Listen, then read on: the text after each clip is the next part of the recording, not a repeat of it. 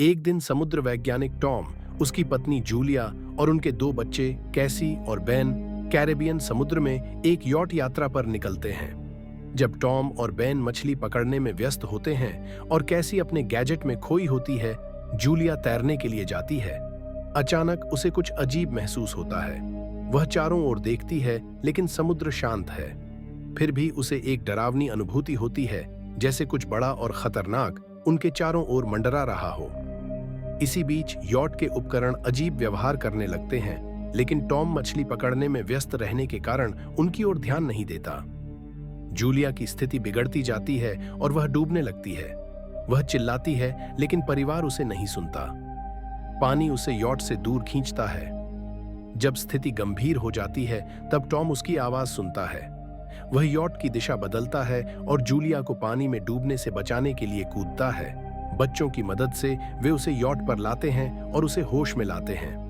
Tom गुस्से में है, क्योंकि वह हमेशा कहता है कि तैराकों को पानी में जाने से पहले दूसरों को बताना चाहिए। जूलिया माफी मांगती है और यह घटना जल्दी ही भुला दी जाती है। आज बेन का 13वां जन्मदिन है और परिवार इस मौके को सेलिब्रेट करता है। टॉम केक पर मोमबत्तियां जलाता है और सब बेन को बधाई देते हैं। इसी बीच कैसी अपनी खुशहाल परिवार की तस्वीर खींचती है। तभी कैसी के बॉयफ्रेंड का फोन आता है, जो तैरने के बारे में पूछता है, लेकिन अचानक एक तेज और भयानक तूफान शुरू होता है। कैसी चिंतित होती है, लेकिन उसका बॉयफ्रेंड उसे आश्वस्त करता है कि वह सुरक्षित है।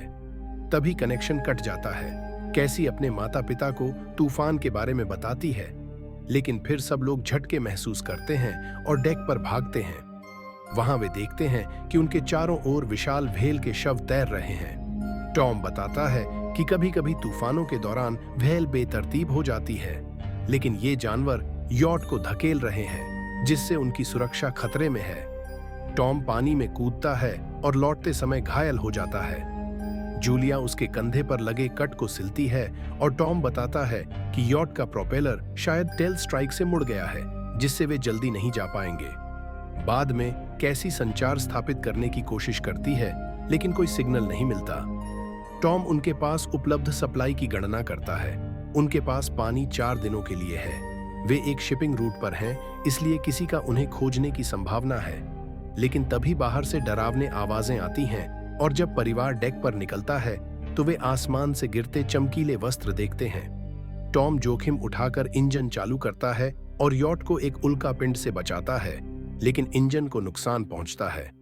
अगला वस्तु इतना करीब गिरता है कि परिवार देख सकता है कि वे पृथ्वी के कृत्रिम उपग्रह हैं। तेज हवा चलने लगती है और उपकरण खराब हो जाते हैं। डरे हुए परिवार ने यॉट के अंदर छिप जाते हैं, जो लहरों से हिल रहा है। वे लाइफ जैकेट पहनते हैं और सबसे बुरे के लिए तैयार होते हैं। तभी एक अजीब सी घंटी की आवाज सुनाई देती है, जिससे उन्हें मितली आने लगती है। टॉम सहायता के लिए फ्लेयर गन से सिग्नल करने की कोशिश करता है, लेकिन यह सब बेकार होता है। परिवार मुश्किल से रात बिताता है और सुबह उन्हें जिंदा पाकर राहत मिलती है। लेकिन यॉट की तरफ एक बड़ा छेद है और यह स्पष्ट नहीं है कि यह अभी भी तैर क्यों रहा है। परिवार बाहर निकलता है और देखकर चकित रह जाता है कि पानी चला गया है और उनकी नाव एक चट्टानी स्थान पर खड़ी है, जहां पहले समुद्र था। कुछ समय बाद टॉम अपने परिवार को आश्वस्त करने की कोशिश करता है कि सभी लोग मर नहीं गए होंगे।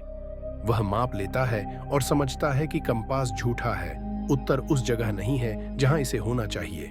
इसका मतलब है कि पृथ्वी के ध्रुव बदल गए हैं। ऐसा पहले पृथ्वी पर हुआ था, लेकिन बहुत समय पहले। ऐसा लगता है कि समुद्र उस जगह चला गया है जहां पहले जमीन थी और संभवतः मानवता खत्म हो गई है। कैसी इस सच को बर्दाश्त नहीं कर पाती और केबिन में जाकर अकेली रहने की मांग करती है। जूलिया बाकी सामग्री की जांच करने जाती है, जबकि बेन रंग बिरंगे गुब्बारे आसमान में छोड़ता है, यह उम्मीद करते हुए कि कोई उनके मदद के लिए आएगा। टॉम अचानक रेडियो चालू करता है और वहां से एक आपातकालीन संदेश भेजता है। अचानक उसे एक जवाब मिलता है। यह जवाब नेटो से है, जो एक छोटे से सबमर्सिबल पनडुब्बी का कप्तान है। वो और उसकी टीम समुद्र की गहराइयों में थे जब यह आपदा हुई और इसी वजह से वे बच गए।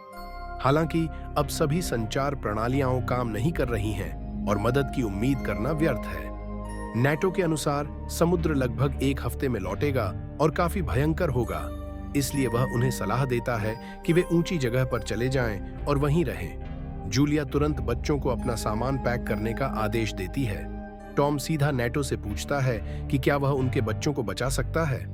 नेटो समझाता है कि उसका सबमर्सिबल बहुत छोटा है और दुख की बात है कि उसका साथी भी मर गया है, इसलिए वह सिर्फ एक व्यक्ति को ही ले जा सकता है। थोड़ी मिन्नतों के बाद टॉम नेटो को दोनों बच्चों को लेने के लिए मना लेता है और उसे अपने लोकेशन की जानकारी देता है। टॉम नक्शे पर एक रास्ता तय करता है और वादा करता है कि वह अगले कुछ दिनों में वहां पहुंच जाएगा। अगली सुबह परिवार अपनी यात्रा के लिए लगभग तैयार होता है। टॉम डेक पर कदम रखता है और अचानक एक आदमी को कुत्ते के साथ पास आते देखता है। वह उसकी ओर बढ़ता है और उसका अभिवादन करता है, लेकिन नोटिस करता है कि आदमी घायल है। टॉम उसे पानी ऑफर करता है जिसे वह आदमी पीता है, लेकिन अचानक वह टॉम के चेहरे पर घूंसा मार देता है। जूलिया यह सब देखती है और अपने पति की तरफ दौड़ती है, लेकिन उसी वक्त वह आदमी टॉम के सीने में एक भाला घोंप देता है। कुत्ता जूलिया को रोकता है और वह भयभीत हो जाती है, समझते हुए कि अब टॉम को बचाया नहीं जा सकता। वह तेजी से नौका की ओर भागती है और वह आदमी उसका पीछा करता है, जिससे जूलिया की बांह घायल हो जाती है। फिर भी जूलिया डेक पर चढ़ जाती है और बच्चों को अपनी चीखें सुनते ही उसकी मदद के लिए दौड़ पड़ते हैं। मिलकर वे केबिन के दरवाजे बंद कर लेते हैं। इसके बाद जूलिया कैसी और बेन को एक लॉकर में छुपा देती है और अपनी बेटी को फ्लेयर गन देते हुए उसे आखिरी विकल्प के रूप में इस्तेमाल करने की हिदायत देती है। इस बीच हत्यारा दरवाजे को तोड़ने की कोशिश करता है और आखिरकार उसे तोड़ने में सफल हो जाता है। जूलिया पीछे के बाथरूम में छिपकर अपने घाव पर पट्टी बांधती है। अंदर आते ही हत्यारा सीधा गैली में जाता है और कुछ खाने के लिए ढूंढता है, क्योंकि उसे साफ पता है कि वह बहुत भूखा है। खाने का डिब्बा पकड़कर वह नौका में और खोजबीन करता है, जबकि जूलिया एक रसोई के चाकू से खुद को तैयार करती है। हत्यारा केबिन में घुसता है, लेकिन जूलिया नौका से कूदकर नीचे छिप जाती है। हत्यारा छेद के जरिए देखता है, लेकिन उसे कुछ नजर नहीं आता। हालांकि कुत्ता जूलिया पर हमला करता है और मजबूरन उसे कुत्ते को मारना पड़ता है। हत्यारा कुत्ते की आवाज सुनता है और बाहर जाकर कुत्ते का शव देखता है। इसी दौरान जूलिया नौका के दूसरी तरफ के बंदरगाह के छेद से चढ़कर फिर से नौका पर आती है। वह सीधा हत्यारे के हाथों में गिर जाती है। वह उसे मारता है और सोफे पर फेंककर उसका गला दबाने की कोशिश करता है। कैसी यह सब देखती है और उसे समझ आता है कि अब फ्लेयर गन का इस्तेमाल करना जरूरी है। वह लॉकर खोलती है और हत्यारे पर गोली चलाती है। गोली उसे एक तरफ फेंक देती है, लेकिन फ्लेयर की वजह से नौका में आग लग जाती है। जूलिया बच्चों को भागने का आदेश देती है, जबकि वह गैली में वापस जाती है। हत्यारा, जो अब भी जिंदा है, फिर से हमला करने की कोशिश करता है, लेकिन जूलिया उसे लात मारकर दूर फेंक देती है। वह सामान के बैग उठाकर नौका से कूद जाती है, जहां बेन अपने पिता के शव के पास खड़ा मिलता है। कैसी अपने पिता के शरीर के पास जाकर रोने लगती है। जूलिया अपने मृत पति को चूमती है, लेकिन तभी हत्यारे को जलती हुई नौका से कूदते हुए देखती है। वह बच्चों को लेकर वहां से निकल जाती है और नौका उनके पीछे से विस्फोट कर जाती है। परिवार एक पत्थरीले रेगिस्तान से दौड़ता हुआ निकलता है और जल्द ही एक चट्टानी घाटी में शरण लेता है, जहां एक छोटी धारा बह रही होती है। हालांकि वह पानी खारा और पीने योग्य नहीं होता।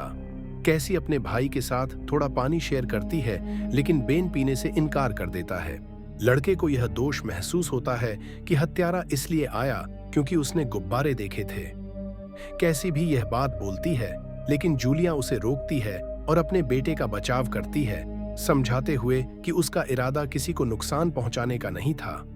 वह बच्चों से कहती है कि वे खुद को संभालें, क्योंकि उनके सामने एक लंबी यात्रा है। तभी वह फिर से हत्यारे को देखती है, जो अब भी उनके पीछे लगा हुआ है।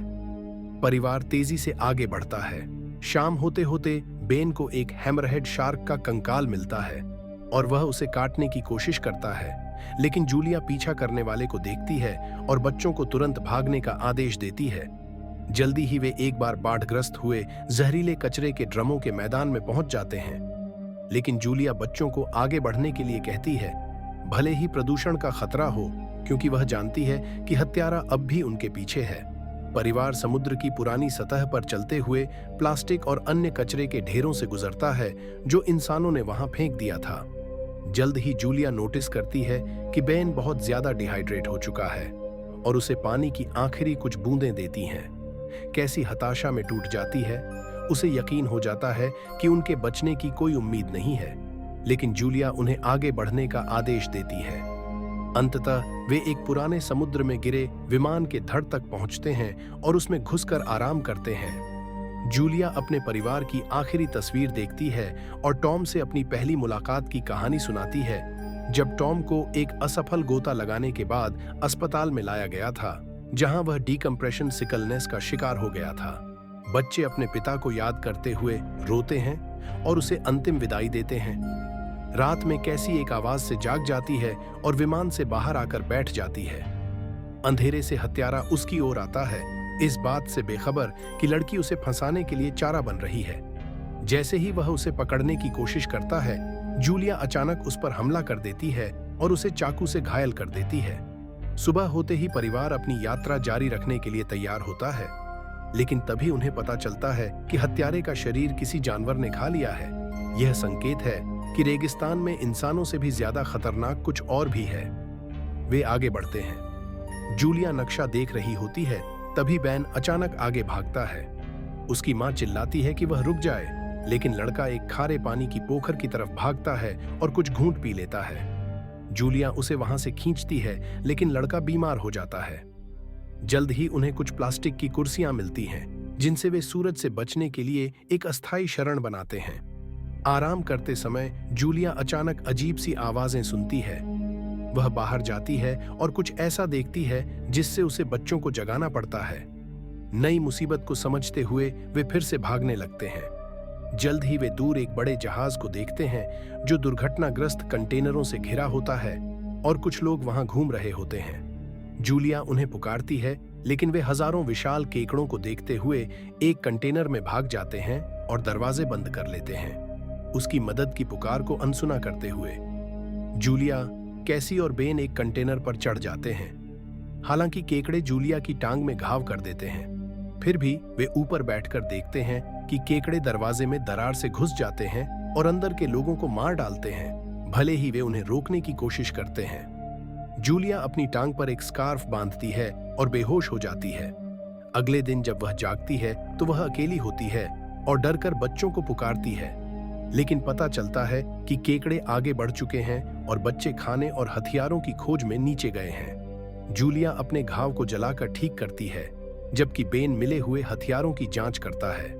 कंटेनरों की तलाशी के दौरान उन्हें थोड़ी मात्रा में खाना और पानी मिलता है। मृतकों की जेब में से जूलिया को एक रेडियो मिलता है और वह नेटो से संपर्क करती है। वह जवाब देता है कि उसे भी गहरे समुद्र के आर्थ्रोपोड्स ने हमला किया था। उसके अनुसार समुद्र जल्द ही वापस आने वाला है, इसी वजह से ये जीव बाहर निकल आए हैं। जूलिया उससे बच्चों को बचाने की भीख मांगती है, लेकिन वह निश्चित नहीं होती कि कहां जाना है, क्योंकि उसका नक्शा खो गया है। नेटो एक फ्लेयर फायर करता है। बेन दिशा देखता है और परिवार उसकी ओर भागता है। जल्द ही वे दूर एक पीला पनडुब्बी देखते हैं, लेकिन वहां पहुंचना मुश्किल हो जाता है, क्योंकि समुद्र की पुरानी सतह का इलाका बहुत खराब होता है। कैसी अपनी मां की बच्चों को बचाने की बात से नाराज होती है, लेकिन जूलिया जवाब देने से इनकार कर देती है और परिवार को आगे बढ़ाने पर जोर देती है। आखिरकार उन्हें एक घाटी से गुजरना पड़ता है जो जहरीले कचरे से भरी होती है। एक जगह वे चट्टान के टूटने में फंस जाते हैं और जूलिया बच्चों से अलग हो जाती है। वह उन्हें आगे बढ़ने का आदेश देती है और जब कैसी मना करती है तो जूलिया उससे भीख मांगती है कि वह अपने भाई को बचाए। कैसी और बेन घाटी से बाहर निकलते हैं और पनडुब्बी तक पहुंच जाते हैं, लेकिन अंदर कोई नहीं होता। अचानक नेटो बुरी तरह घायल अवस्था में नाव के पीछे से बाहर आता है। वह स्वीकार करता है कि अब उसके बचने की कोई उम्मीद नहीं है और उन्हें पनडुब्बी पर चढ़ने का आदेश देता है, लेकिन कैसी अपनी मां को बचाने के लिए वापस चली जाती है, जो अब उभरते हुए केकड़ों से जूझ रही होती है और उसकी गोलियां लगभग खत्म हो चुकी होती हैं। कैसी चट्टान की दीवार पर चढ़ती है और अपनी मां की ओर हाथ बढ़ाती है। वे किसी तरह पनडुब्बी तक पहुंच जाते हैं, ठीक उसी वक्त जब केकड़े नेटो को अपनी चपेट में लेकर मार डालते हैं। परिवार पनडुब्बी पर चढ़ जाता है और तभी समुद्र की एक बड़ी लहर क्षितिज पर दिखाई देती है। पानी पनडुब्बी को उठा लेता है और उसे चट्टानों पर घसीटता है। जूलिया देखती है कि पिछले कुछ दिनों में क्या क्या हुआ और वह बेहोश हो जाती है। जब वह जागती है तो पनडुब्बी स्थिर होती है। जूलिया हैच खोलती है और परिवार बाहर निकलता है, जहां वे खुद को एक उजड़े हुए शहर में पाते हैं जिसे लहरों ने यहां तक पहुंचाया था।